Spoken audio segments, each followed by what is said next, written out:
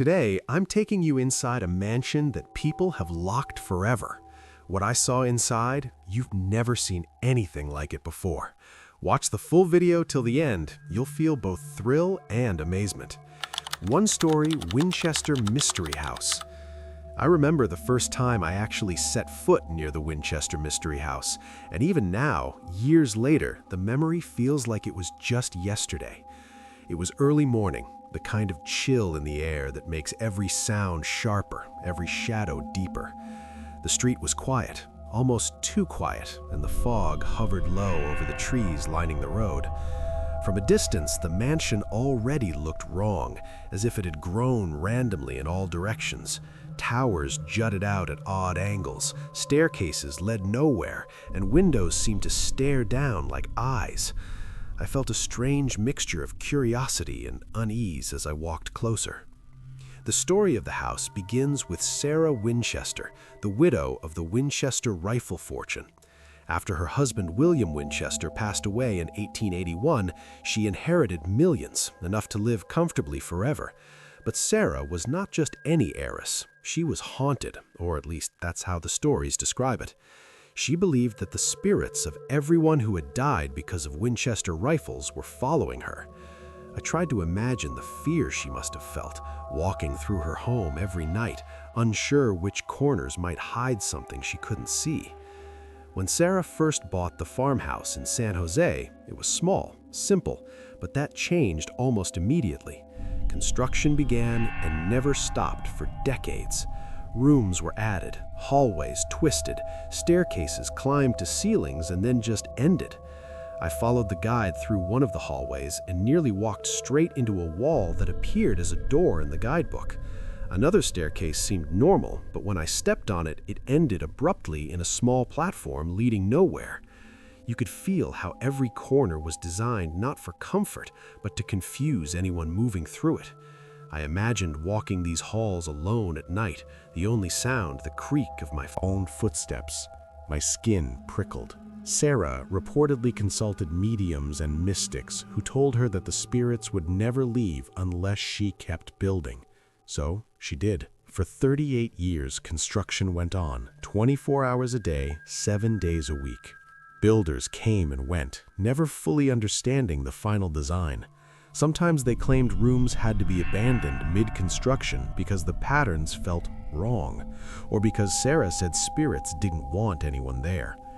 I felt the weight of that history as we walked past rooms with walls that didn't align, doors that opened into other rooms, and windows facing inward. It was easy to imagine someone losing themselves here, mentally or physically. Then there was the earthquake of 1906, a real, powerful force that shook California and damaged part of the mansion. Sarah reportedly took it as a warning from the spirits. After that, some rooms were sealed forever. I pressed my hand on the cold, heavy door of one of those closed-off sections and felt a shiver run down my spine. Imagine knowing that a place has been untouched for decades, hidden behind walls you can't see through. No one knows exactly what lies inside, and that uncertainty, that is the source of real fear. Walking through the mansion, I started to notice small details. The floors creaked differently in every room. Shadows shifted oddly across the hallways. Sometimes I could swear a draft moved where no windows were open. The guide talked about Sarah's life, how she rarely left the house, and how some nights she would sit quietly, listening. Maybe she was listening to the spirits, or maybe she was just afraid of what might be in the dark corners. I could feel her fear. It wasn't dramatic or exaggerated. It was quiet, persistent, and it seeped into the walls themselves. By the time we reached the main hall with its towering ceilings and maze-like staircases, I realized why the mansion remains one of the most famous in the world. It's not just the architecture or the history. It's the feeling that the building itself is alive, shaped by obsession, grief, and fear. I could see how someone might wander through for hours, becoming more and more disoriented, unsure which rooms they had already passed. The house doesn't just exist, it controls you, guides you, and maybe even watches you. Before leaving, I stood outside again, looking up at the towers against the gray morning sky. The mansion stretched impossibly, each addition telling a story of someone's desperation to appease spirits, to stay safe, to build forever. Walking away, I couldn't shake the feeling that I had left something behind inside those walls. My curiosity, my unease, my respect for a woman who lived a life ruled by ghosts. And even now, thinking back, I feel that same shiver. The Winchester Mystery House isn't just a building. It's a living story of fear, obsession, and the unknown. And for anyone who steps inside, it's impossible to forget. Two-story Amityville house. I still remember. House in person was late afternoon, and the sky had turned that strange gray that feels both calm and heavy at the same time. The street around the house looked normal. Quiet suburban homes, kids riding bikes, a dog barking somewhere in the distance.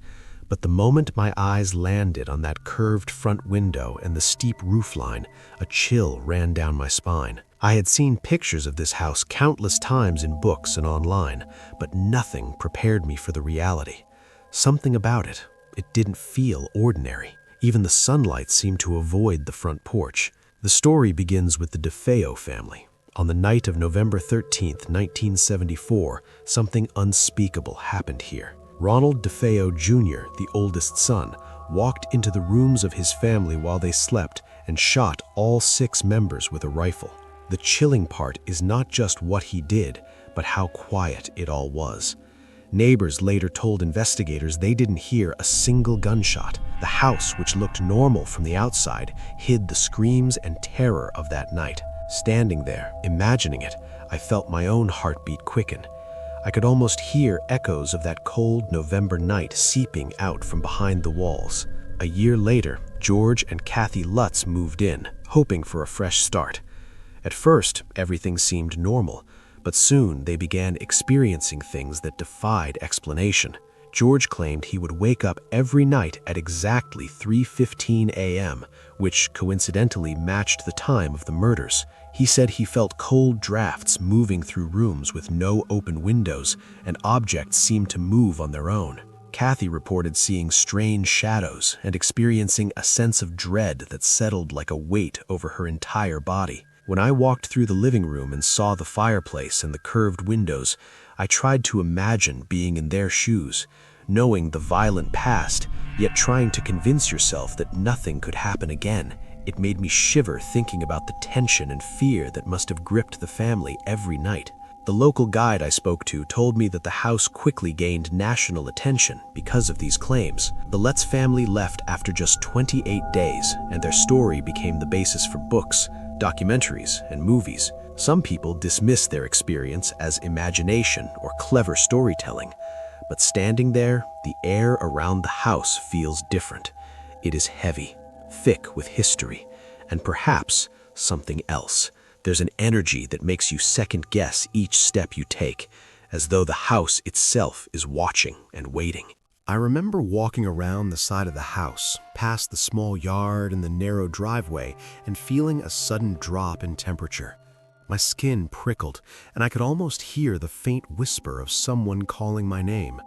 Of course, there was no one there, but the feeling was unmistakable. You could say it was fear, or maybe it was the echoes of tragedy that refused to fade. Inside, the rooms are modest, typical for a suburban house of that era, but knowing what happened here changes everything.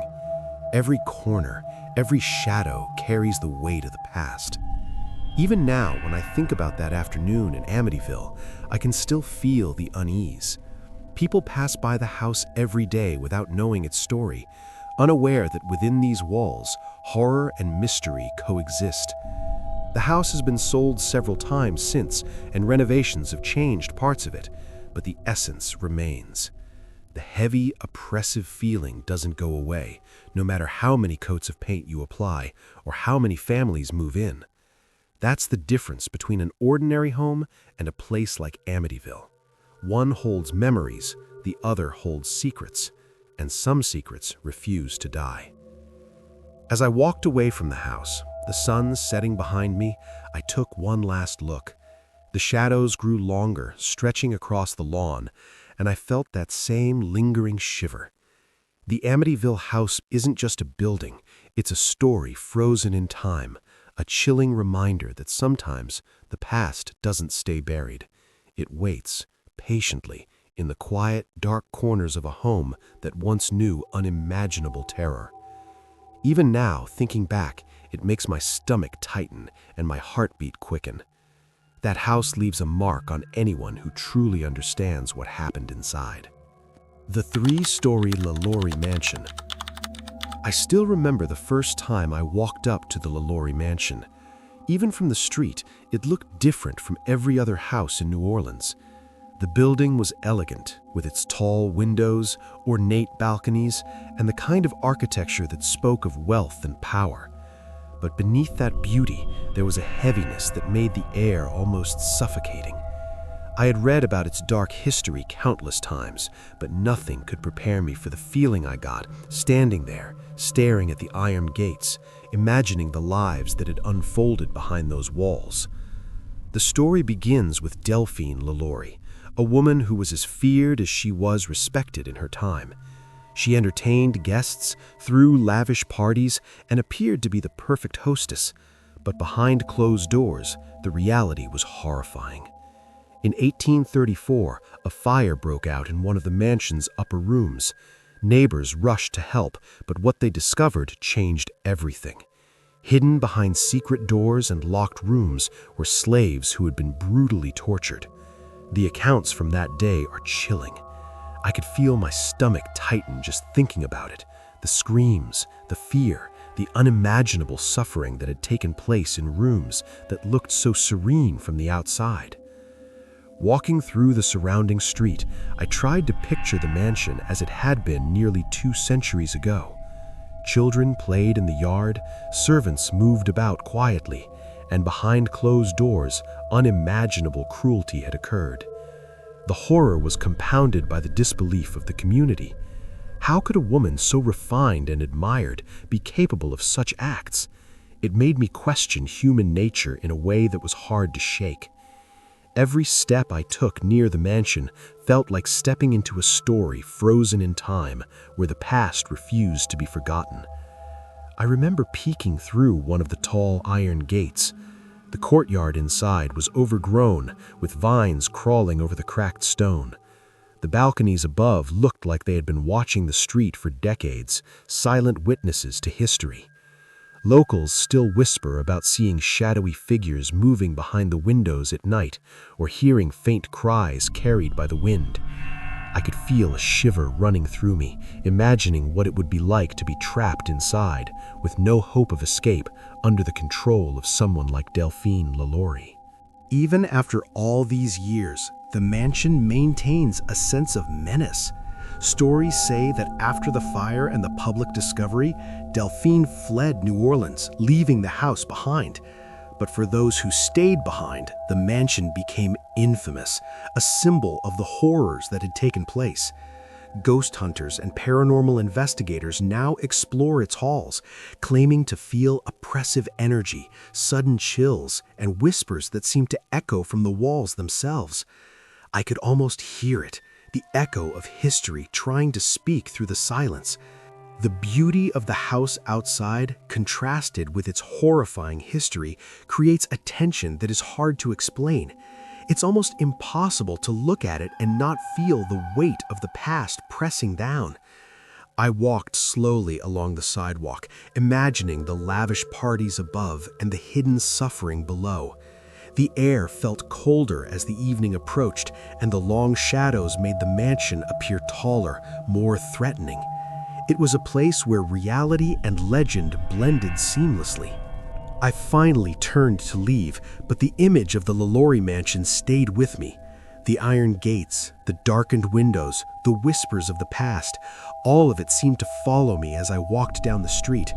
The story is not just about a house, it's about human cruelty, secrets hidden behind elegance, and the ghosts that refuse to be forgotten. Standing there, I realized why this mansion is considered one of the most haunted and notorious in America. The fear it evokes is not just imagined, it's real, carried in the walls, the air, and the memory of those who suffered. Even now, thinking back to that afternoon, my heartbeat quickens. The LaLaurie Mansion isn't just a building, it's a warning, a reminder that sometimes the most beautiful places can hide the darkest secrets. The story stays with you long after you leave, haunting your thoughts and forcing you to wonder what really lingers behind those locked doors.